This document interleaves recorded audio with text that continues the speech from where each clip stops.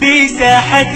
للعلم كنا نلتقي والحب والإخلاص زاد قلوبنا نمضي إلى نور اليقين فرينت ندرينا وحوية حالة مركي هالكنو كلام رئيسه ذاتك وحلقو آمني إني أمانة ذو ذكتان ذاتك ودحلا حق أمنك إيا إلالين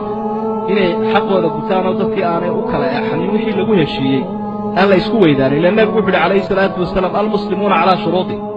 ذاتك مسلمين وحي قصوا عنيا شروطه الكتان مرادان الشرعي خلاف سنين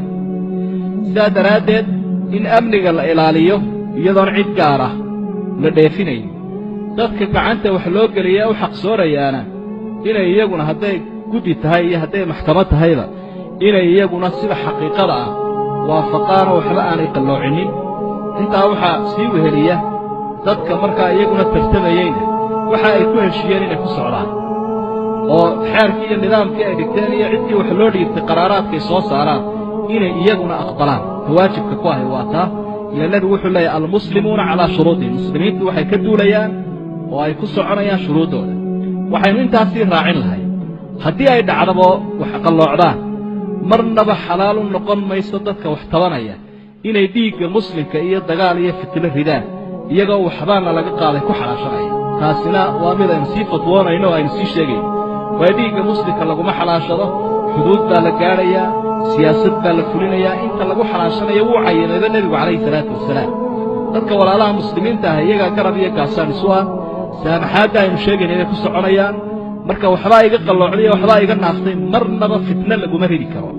qofka taa ka hooseedana ilaahay hortiisa iyo ummadda horteedaba dee taariikh xumu ku galayaa waxaanaynu leenahay markaynu ka duulaynaa waa taa aynu soo sheegnay akhlaaqda wanaagsani waxa weeye cun iyo tanaasulka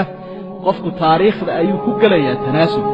laakiin fitnada iyo fawdada iyo fasaadka kuma galay aad waxaynu isaga ilaalin doonaa cadii haw ku cunay ama ku ciideey arrintaa hoosta ka calaamadiya ama waa inaan wixii helaa ama waa inay kala daadataa taasi waynu iska ilaalinaynaa dhaqanka shaydaanka iyo shisheeyaha weeye dhaqanka dadka muslimiinta ma aha